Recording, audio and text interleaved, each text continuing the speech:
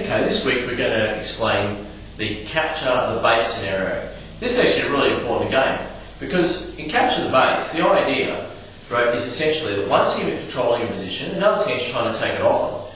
This is actually a really core game, which actually drove me for about 20 years thinking about how we can make this work really well, because the standard military situation is that some force is in control of a position and the other team force needs to take it off them, right, in order to get a tactical advantage. So that's a key scenario. Now there's a number of ways to run this, but these days we try and keep it pretty simple, and what we're actually running is timed respawns and a timed game. So I often run this for 15 minutes, but you can do a half-an-hour version if you like. And essentially what we have is a base, right, which is an objective basically. One team we start nearby, possibly in some forts or anything similar like that, near there, and that's the defenders. Might start behind. And the other team will be starting at a distance away, hopefully just out of sight. Not too far away, because people frankly don't like walking too far from respawns, right? So keep it simple, but you also want a little bit of mystery in the game. You don't want them to know exactly where the opposition are defending, so when they're advancing they've got to discover the positions. So this is good. You want to just out of sight, but as close as you can.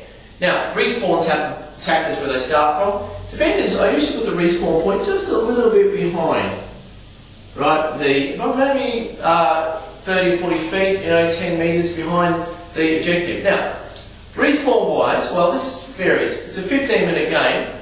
I actually like these days, I give the attackers unlimited respawns. They never run out.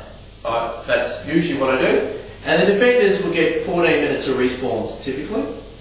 So they run out with 1 minute to go. So what happens in the game, tactically, the attackers should be trying to, first 14 minutes, push back the defenders so the perimeter is really narrow. Right? So they get them in a crossfire. So in the last minute they can overrun them. Actually, if I'm playing, what I do is I try and organise to push them back. I'm really trying to hold as many of my team as possible to about 1 minute and say 10 seconds to go. This could be time right, okay?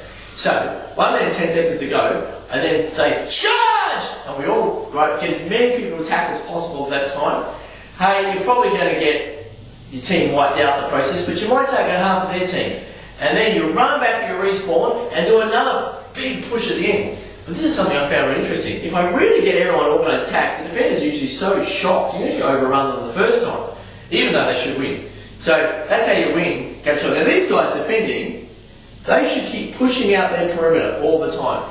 Even in the first 14 minutes, if they lose a position, that gets lost to the attackers, they should try to retake the position. So they get lazy and just hang around the battle box hoping for a respawn, because they'll get wiped out a minute to go. So, good game. Enjoy it.